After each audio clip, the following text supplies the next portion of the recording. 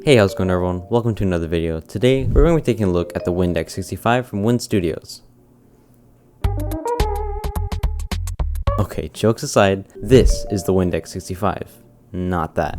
This is a fully aluminum, somewhat exploded 65% gas mount keyboard with a pretty unique 3-piece design, and a couple other features that we'll get into in a bit. Before opening up this board, let's take a look at the packaging, as it's not something that you just throw away. And let's also take a look at our sponsor, PCBWay. PCBWay is your one-stop shop for all your custom project needs, whether it's a one-off custom keyboard or just any other passion projects you have. Use their 3D printing, sheet metal fabrication, CNC machining, injection molding, and of course, custom PCB services, all at competitive prices. Be sure to check out PCBWay in the description, and with that, let's get back into the review. The package looks pretty nice and resembles the design of the board, which I think is a pretty nice touch. Opening it up, you'll be greeted with a small box that has all the accessories, and then under that, the board itself. As you can see here, I have the black and gray version, but the board comes in multiple other colorways as well, such as white and yellow, black and orange, and black and green. A few quick details about the board before we open it up and build it. This board uses a USB Type-C connection, which is not recessed through daughter board. The PCB and daughter board I have here are also both prototypes, so yours should look much nicer. The PCB comes in both hot swap and soldered versions, and the hot swap PCB is stated not to have multiple layout options, even though on the prototype here it looks like there was at least an attempt to do so. I think that was a bit of a missed opportunity, but it should be fine for most people anyways. The default hot swap layout should not be the same as what you see my board build with, as it will just be a normal 6.25 spacebar ANSI layout in production units. This board will be sold through a first come first serve in stock sale with 500 boards in total, 100 in China and 400 overseas. The keyboard kit itself costs $288, and don't worry, you can buy extra parts if needed. The extra PCBs go for $45 each, foam kit for $20, and palm and carbon fiber plates for $45. So not a bad price, eh?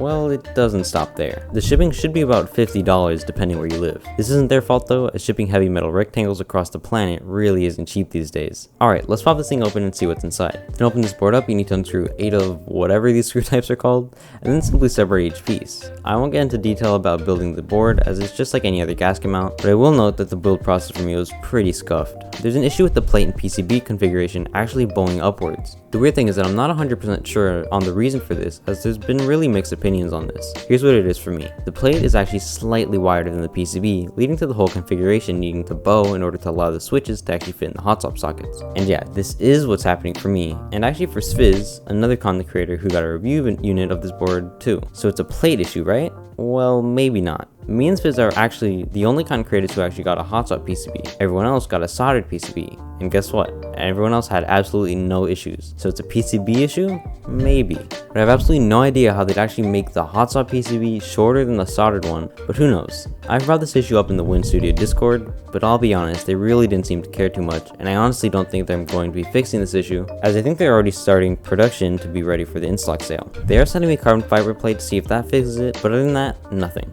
I was told that the plate should just even out over time in use, but 1, I have no idea how the plate will just unlong itself, and 2, I see literally no sign of fixing whatsoever after the few days of use I've had.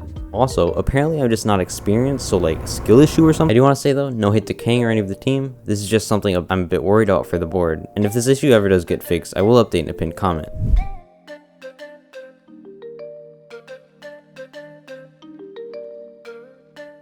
But other than that, the build process was, well, still nothing special. It's a bit annoying to have to hold up the bottom case piece while disassembling and reassembling the board, but honestly that's not too much of an issue, I just wanted to mention it. Oh, and there are standoffs for the plate and PCB, but I doubt this would fix the issue, and they really shouldn't be mandatory considering other boards with identical mounting systems don't need these. For example, my VAST-60s both are gasket mounted by the plate, and the Millimax sockets support the switches just fine. You might be thinking, oh, Millimax sockets are tighter than hot swap sockets, so that's not a good comparison. But in this case, you'd actually be wrong. These hot swap sockets are really tight, way tighter than my Millimax sockets, which sort of make the build experience harder than it already was if I'm being honest. But moving on from that, the anodization of this board is great, basically looking flawless on the outside and inside. The brass weight isn't perfect, but I really don't care too much. Still looks great, just like the rest of the board. Honestly really like the design of the keyboard too. Pretty clean with some tasteful RGB on the right, a nice purposeful seam around the case with that 3-piece design, and then that super clean bottom brass weight, which I think looks amazing. Okay, let's build the board back up and see how the bowing issue actually affects the board. There's an obvious curve up to the top of the board coming upwards toward the middle.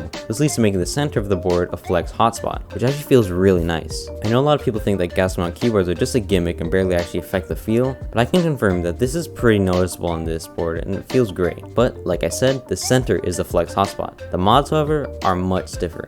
like way stiffer. This also leads to some of the mods sounding a bit hollow, even with the plate foam. And speaking of the sound, the board sounds pretty good for the most part. I built this board on stream with no foam at all at first, just to see if the board could stand on its own without being hollow or pingy, which in my opinion it should at its price point. But disappointingly, there was a tiny bit of hollowness and pingy in the case, even when using the case foam. The sound profile wasn't bad, and honestly I think the spacebar sounds really good, but I still prefer going plate foam at least with this board. Here's a sound test of the board with and without plate foam, both with the thin bottom case foam. I'm using lubed and film cotton candies in here as well.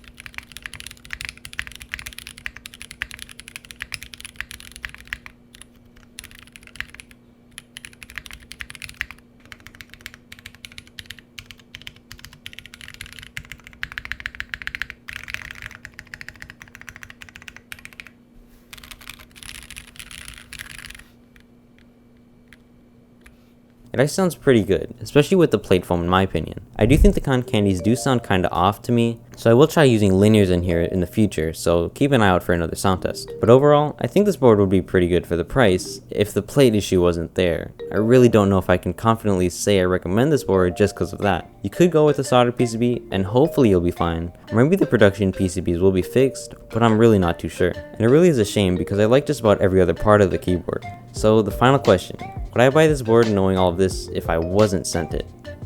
Probably not. But that just might be me. You might love the board once you get it, so be sure to watch other reviews as well just to be sure about your decision. So yeah, that's my take on the Wind.x65 by Wind Studios. If there's anything I missed or if you have any questions, be sure to ask in the comments. I appreciate all of you guys who watched to the end, and I hope you have a great day. See ya.